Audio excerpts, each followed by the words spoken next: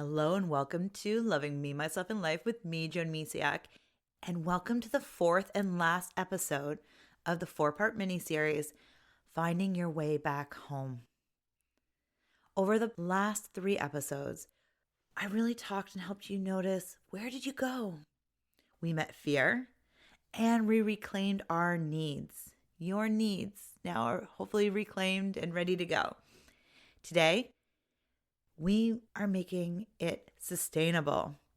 How to build daily practices, find a community, and small life changes that can let you live authentically over the long term. Because no one wants to find it and then let it go again. But it's just like muscles, where if you don't keep using them, if you don't keep building and, doing something, they eventually will disappear. So it's really about making it sustainable and something that can become natural again to you, showing up as authentic and awesome you as you've always meant to be. So authenticity isn't a single moment. It's a way of living. I'll share a simple framework that's called compass, map, and steps, plus ways to stay connected to supportive people, including one of my own favorite areas that's mine is the Free You Be community room. And I'll talk more about that later. So the framework, compass, map, steps. So what is this? It's all about thinking of your life as a journey home. And these are the 3 steps that will help you stay there or get there. Compass, your inner values that point you toward your truth. Because really, without understanding your values, what do you want in your life? What are you passionate about? What really makes you you? It's hard to really figure out what direction to go. And you don't have to have it all figured out right now. It's just little steps. And the fun thing is, what your values are now might change over time. And that's okay too. And that's why it's really important to learn and really discover these cool tools, because you can come back to them over and over again. Okay, so map, practical structures. So daily routines, boundaries, and plans. Steps, consistent, tiny actions you can take that add up. Because it's not about doing it all and getting it done instantly. I'm not going to give you a magic wand, unfortunately, because as far as I know, I haven't found one yet. But if I could, I would wave it and then it would just be there. But it's just having tiny steps. And over time, get to you where you want. Because it's not a one or done kind of thing, right? Life is a journey home. Not this one thing, unfortunately. We all want to just get it and be done. And it's really not meant to be work. It's supposed to be adventure and fun. Remember the words I use, compass, map, and steps, right? Have a fun treasure hunt. And really just have fun with this too. Life is so much more fun when you're having fun. So let's get back to the compass. Practice weekly check-ins. So it's really nice. Like on my Fridays, I check in with myself. And then if I know Friday is going to be really busy or my kids are home and I don't have as much alone time, I'll move it to Thursday. But for the most part, Fridays I check in. How am I doing? How am I feeling? What went well? What didn't go according to plan? Or what went a little sideways? And here's a question you can ask yourself. Does this choice align with my values? So this can happen throughout the week. You don't need a check-in for that. It's anytime you make a choice, you can think, does this align with my values? And sometimes, I'm going to be completely honest here, sometimes they both can, so you can have A and B. You have 2 choices. And I'll give you an example in a minute of my own life. But sometimes they both align with your values. So, for example, a friend of mine is available on Fridays for a walk. And I love going for a walk with her. It's so much fun.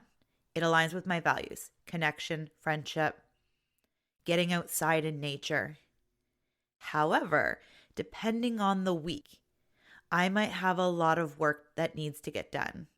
And I say needs because I have deadlines and things like that. And sometimes it's a need and sometimes it's a want. Like I want to finish something. And so I have some times where it's an easy choice. Sometimes I'm like, okay, my schedule is really like, I really need to get this done. I have to say no. And then there's other times where I'm like, well, I could go and I could move this around. Like sometimes there's tough calls and it is going to come in life. And then for me, when I come across the two things that are in line with my values, I then ask myself, what do I need more of right now?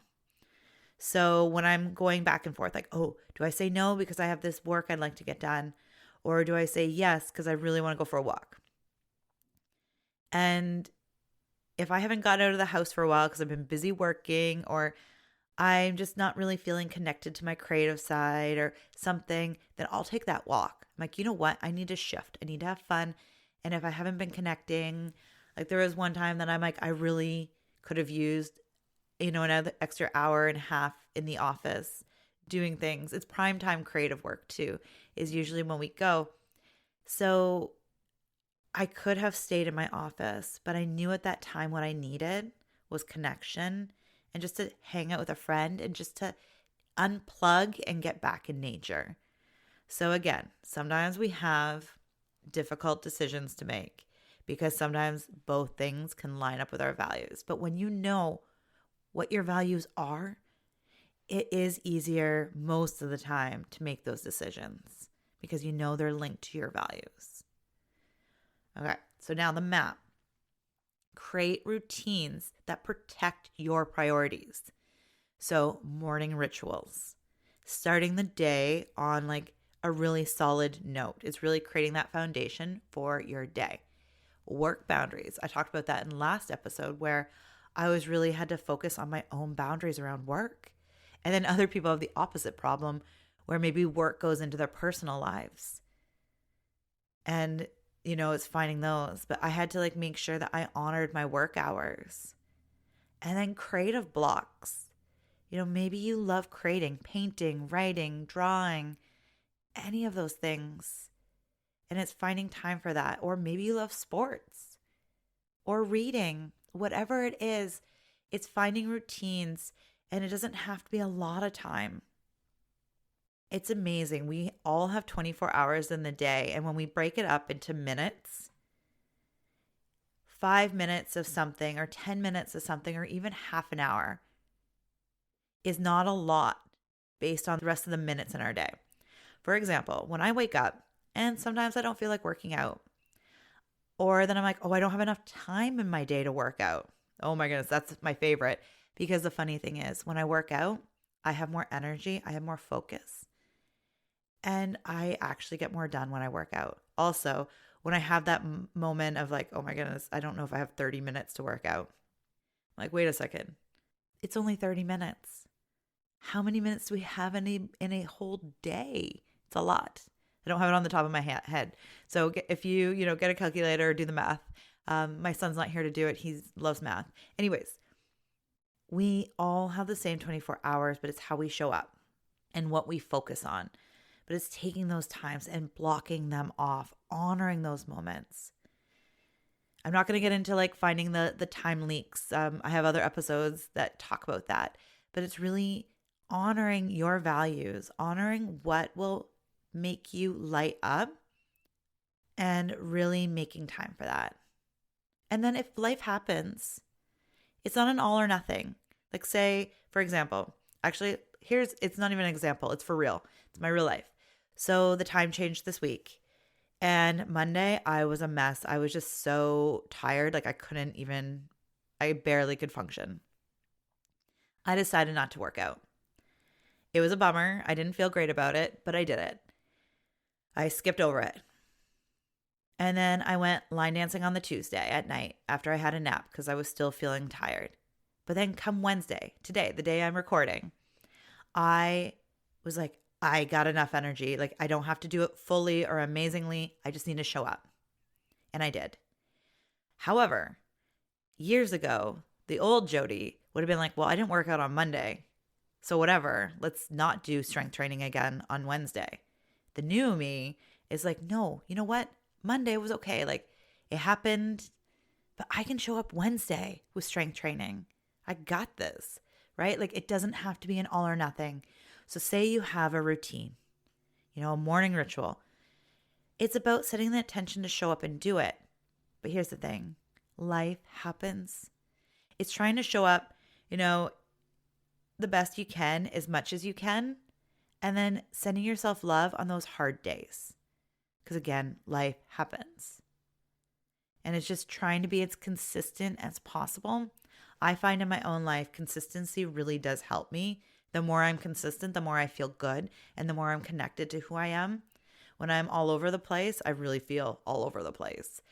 So it's really, I personally believe in routine and having structure. And at the same time, holding a compassionate spot and place for you when life doesn't quite go according to plan, because it happens. Okay? So it's coming up with these little habits that are impossible to fail too. So for example, a 1-minute meditation, which you'll find in the bonus section of this podcast. So when you subscribe, you'll find it there. I've created it just for this whole mini series that will be available for you when you'll find it in the bonus section. Or it could be setting time aside 5 minutes for journaling. It's micro habits. So I used to think my morning routine had to be, I was like, I need to do this. Like it was probably a 10 thing long morning routine. And then eventually I fine-tuned it over time and realized what are the things that really help me in my morning? And what is that? So I start with, obviously I do my morning, I brush my teeth and things like that, but it's yoga. And it could be 5 minutes, half an hour, hour and a half, whatever I'm feeling, whatever is manageable for that day. I show up on my yoga mat. Then I do meditation, and it could be from 2 minutes to 10, 20 minutes, depending again on my day. Tapping, and again, it's about what I'm feeling that day. Do I need a boost of energy? Do I have tension in my neck? And that can be anywhere from 2 minutes to 15. And then movement. So I do some kind of cardio. Unless I'm doing line dancing in the evening, then I'm like, okay, I'll be there later doing cardio. And strength training. Now, those, the strength training, I actually have a routine. So it's literally half an hour every day that I do strength training, which is my goal 3 times a week. Again, though, I'm sharing this to let you know that I have this idea, and it's, there's points. But I used to try and include journaling and all these other things. But it was too much. I remember laying in bed going, this is too much. And honestly, mine now might be too much. What I started with was 10 minutes of yoga.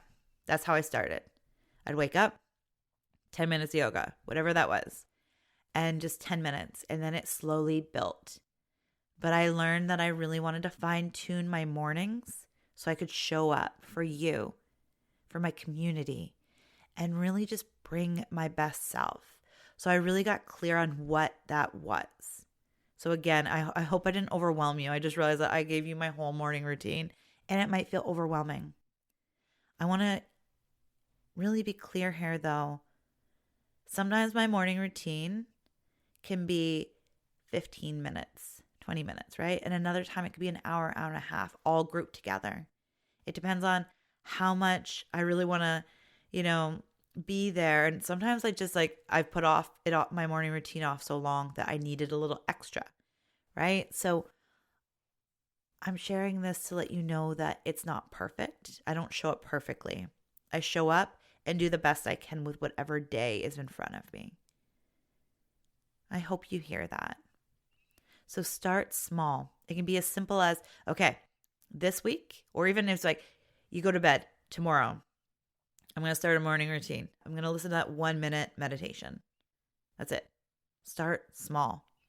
I shared you the big picture, and I shared with you my ups and downs of having too much. So start with one thing, just one thing. You don't even have to think about doing it for a whole week or a month. Just pick one thing that feels like, you know what? I could do that and see how I feel. And then if it makes you feel good, continue doing it and see how it goes. Little steps by little steps. And it's like then slowly bringing more things into your routines. I hope that makes sense and that I haven't scared you away from creating like little, beautiful, magical, small habits because they can turn into something magical and really big. But you don't need big. You just need something that works for you. And this can work for anything in your life. So say you want to write or you have a different project that you want to do, and it's finding those hours in your day. Just setting 10, 15 minutes, a half an hour block in your day to do that thing. And that can just really just give you that time to do things. I keep bringing up like so many episodes I talk about my morning routine just because that is my foundation of the day. And here's a fun fact, not so fun fact. The moment I leave my bedroom where I work out, it's like the rest of my life comes back. And I was actually talking to my husband the other day where I actually moved my mini trampoline from my office to our bedroom because I wasn't using it in my office, because I realized that my me time was in the bedroom. And the moment I open that door, life happens. I have cats to take care of. You know, they want attention and to be fed, and, you know, the kitchen's there and maybe it's a little dirty or things. And then I go into my office and then I'm working. And I continue doing all those things until I put the kids to bed. And then it's me time again, but I'm definitely not working out at that point. I, want to be winding down, not winding up. Maybe gentle yoga, but that's it. But I know me. I know that when I leave my bedroom, that's it for the day. Like I'll have pockets of time, like I might meditate in my office or do a little tapping, but especially when it comes to working out or movement, other than getting outside for a walk or something or taking a class elsewhere, I know that I'm done. That like my meditation, like everything, I need to have a good solid foundation before I walk out that door. So it's just understanding what works for you. And this has taken me years to really fine tune and iron out. And if I'm going to be completely honest, which I always want to be and try to be, I like to be honest. Because it's, doesn't help me if, I don't open up and let you know what's going on. My routines have changed over the years. So when my kids were babies, I needed different things, just like they needed different things. And now as they get older, they actually need, they need less physical things. Like, sure, I need to make sure they have clothes and have food and take care of them that way. But now it's more a mental support system, helping them through challenges at school, emotions. So I've really tried to fine tune my foundation so I can be an emotional support system. And if I'm not at my best, then I can't help them be their best. And I find that as they grow and change, so do I, obviously, and I learn and, things like that. So it's okay to change up your routines. I used to work at 6 o'clock in the morning in a warehouse job. There was no way I was meditating, tapping, working out before I went to work.